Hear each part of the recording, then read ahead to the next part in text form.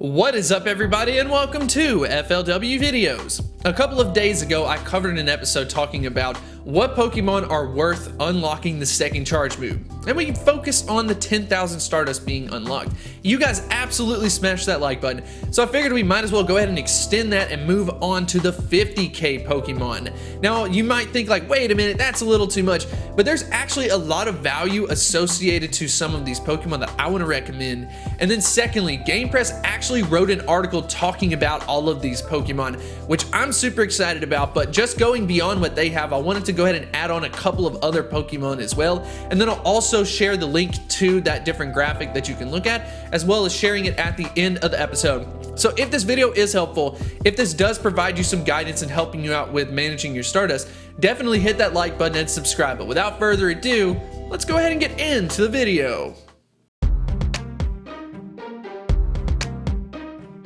Rhyperior with a max AP of 3,733.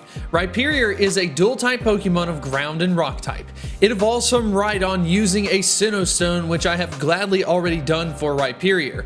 Rhyperior's model was recently updated, so he is no longer smaller than Rhydon, which I actually thought was hilarious. But anyways, taking a look at Rhyperior's stats, it dominates in the stamina department. It's ranked very high, but its attack stat is also very close as well. It is a very well-rounded Pokemon for sure. So why should you unlock a second charge move for Rhyperior?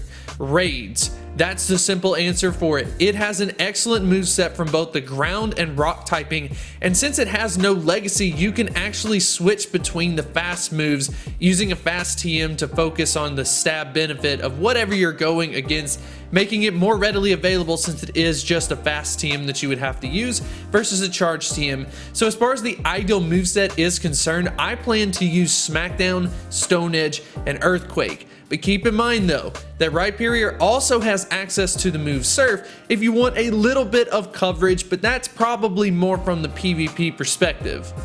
Number 2. Weavile with a max AP of 3,005. Weavile is a dual-type Pokemon of Ice and Dark type. If we take a look at Weavile's stats, you will see that its attack stat dominates the other stats, leading it to be more of a glass cannon. As far as the usability is concerned though, this is the first Pokemon on our list that transcends just the use of raids. The recommendation is to use it for raiding purposes along with the Ultra League. There is also a lot of flexibility with this moveset and acts much like Rhyperior's situation. You can go with a great double dark, a great double ice moveset. I'm going to personally recommend Ice Shard, Avalanche, and Foul Play. For raiding, I would probably go with Feint Attack instead though for the quick move, since we have quite a bit of psychic type Pokemon coming out in raids, but the quick move is the only decision that you really have to make with this choice.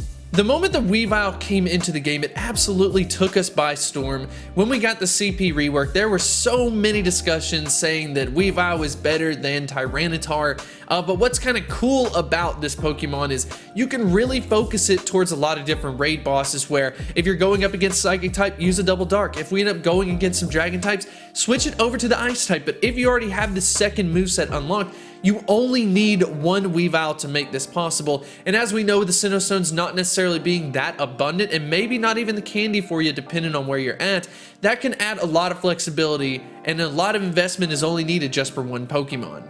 Azumarill with a max AP of 1,588, a dual type of water and fairy typing. This Pokemon took PvP by storm in the Great League, which is why it made it on this list. For anyone using Azumarill, you will know why it made it on this list for sure.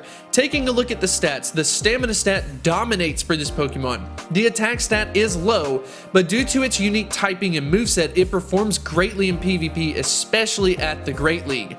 In regards to the moveset, I plan on using Bubble, Play Rough, and Ice Beam. This is the first Pokemon on the list that we have 3 different move typings, along with a stab benefit for a water and fairy typing move.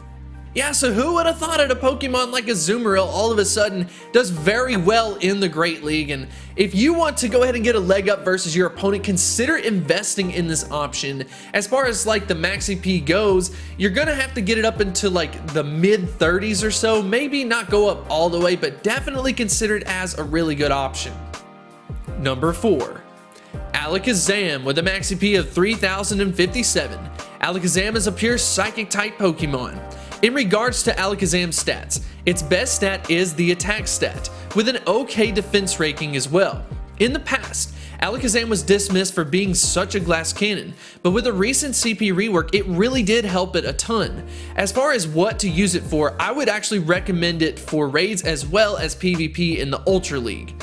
For the ideal moveset, I'm going to use Confusion, Future Sight, and Shadow Ball. It really is a great Psychic type attacker behind Mewtwo, but most people tend to use Mewtwo as like a Shadow Ball or like a Ghost type attacker, as opposed to using it for Psychic since it is Legacy.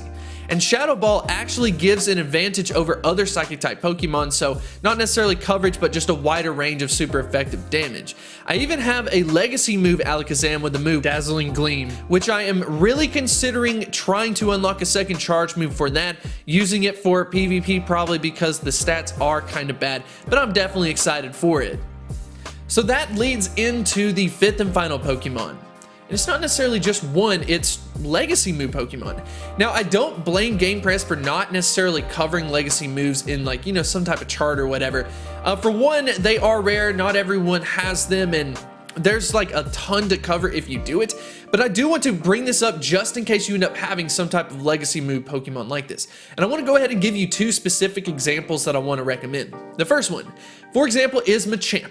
So I actually have a Legacy move Machamp with the move Stone Edge. And what that means is that I can take this Pokemon, go ahead and add on a second charge move, get Dynamic Punch, which is what everyone wants anyways. But at the same time, having the move Stone Edge gives me coverage versus Flying type, which is super effective against Fighting type Pokemon. So now all of a sudden, because of a Legacy move, I end up having extra coverage. Another option kind of like this is Politoed. Now, I did not realize that I had a Politoed that was Legacy until I was like going through and checking it, but I actually have a Politoed with a ground type move, and what that means is I all of a sudden have coverage. Since it is a water type, it's weak to electric and grass. Because of this ground type move, all of a sudden I've got coverage against electric type moves. So these types of Legacy moves can provide a ton of coverage. They are sometimes very good moves as well. They shouldn't have been on the Pokemon probably in the first place, but I definitely thought that this was worth mentioning just in case you do have a Legacy. As far as just good Legacy move Pokemon, if you want to go ahead and check out this video, I will have a link in the description for that so you can kind of like comb through it and figure out what the best ones are for you. But anyways, I hope you did enjoy this episode. I'm definitely enjoying this series. I enjoy doing the 10,000, the 50,000, because that's kind of like my range of what I want to do. But I want to go ahead and end this as the question of the day. What Pokemon on this list would you consider unlocking a second charge move, or have you already done it? If you have, let me know what Pokemon that is. But anyways, I hope you did enjoy this episode. If you did, make sure to hit that like button and subscribe, and I will see you next time. Hit me like a tidal wave, triggered by the aftershock. Hit me like a tidal wave, triggered by the aftershock. Oh, oh, oh.